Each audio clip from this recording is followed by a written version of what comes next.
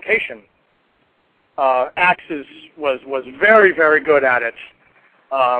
She actually was better at it than I was.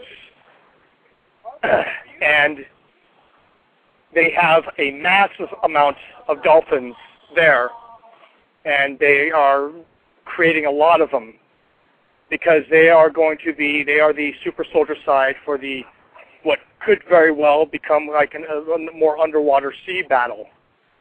Or they're just getting them geared up now. A lot of them do go off planet to other places. I'm losing track of what I was going to get at here.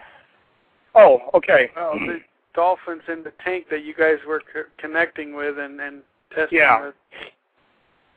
Now, you will notice that Puerto Rico is quite a hot spot for UFOs and USOs, unidentified submersible objects. It's quite a hot spot. Oh, yeah. Puerto Rico is quite a hot, lots of alien activity seen there. The problem is a lot of it doesn't make the news, doesn't even make, a lot of the websites that, you and I look at. And there's a reason for that, because they're keeping it covered up. Now, there may be some people listening that are going to, I'm sure they're going to get on Google Earth and try to find this facility, but again, you won't find it on Google Earth, as well you won't find a lot of things on Google Earth because Google is under the control of the NSA. You can actually find certain things. In fact, I just had emailed Axe some pictures. I decided to go on Google Earth, and in that area, there were huge blocks that said something to the extent of no image, no data available off the coast, the west coast of Puerto Rico. Very interesting. So,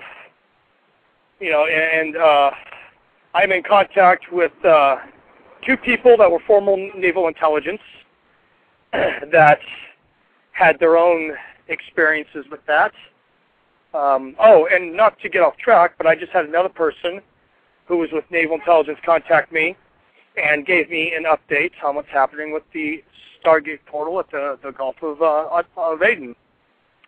Excellent. Apparently, the area now that the warships have closed off is about a 3-mile circumference of where all this electromagnetic anomaly of the Stargate is occurring. It's actually about 3 miles in diameter.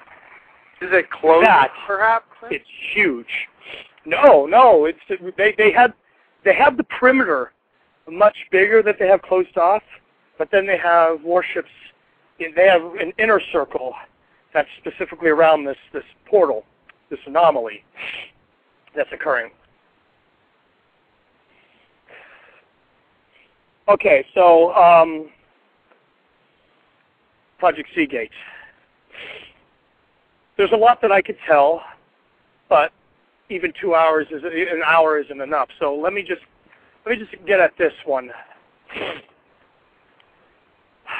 I have, and this is something that will be going up on the website, I have over 1,000 transcripts, and I have a bunch of pictures, some documents, even some writings that I did in an alternate state, some that Dave Corso witnessed, that will be getting posted on the website.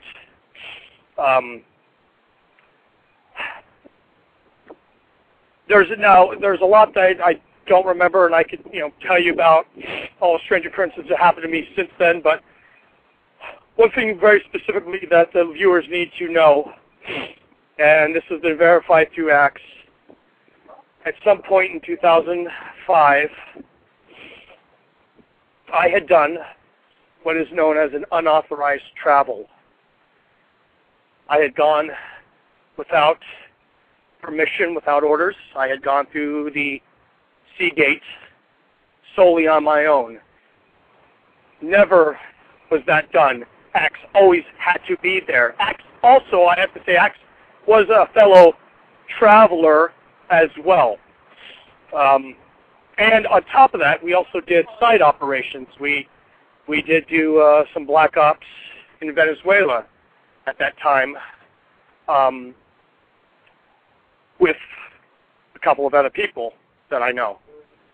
Okay, so the unauthorized travel. Where exactly I went, I'm only starting to uncover in the past couple of months. But that is important. But here's the thing. And actually I've talked about this because she's starting to remember as well. Basically, when I'd come back, I had gotten some kind of information, or some kind of information was given to me.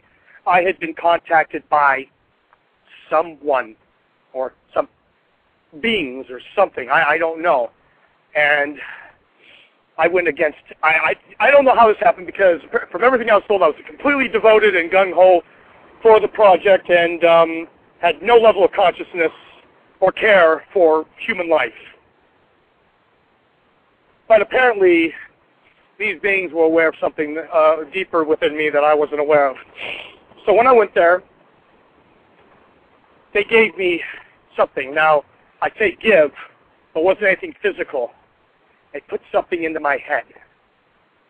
Information. I don't know what this information is. But when I returned, things went to hell. It got very violent. I remember a confrontation broke out. I screamed at Axe, told her to get the heck away from me. Not because I was mad, but because I was worried. At that point, I don't remember what happened until December 22nd or the 21st of 2005, when I showed up at the Portland, Oregon airport with 2 bags and not even remembering my own name.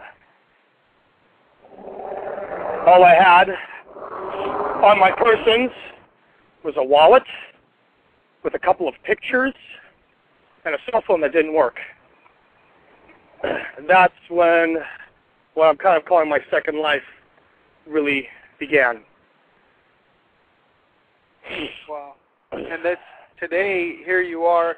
I know we didn't go over in this interview the Killed in Action situation in 1999, but obviously we have in the past in other shows gone over that, so you've stated that, and here you find yourself today coming out and making yourself, telling your story, making yourself known, and trying to share with everybody.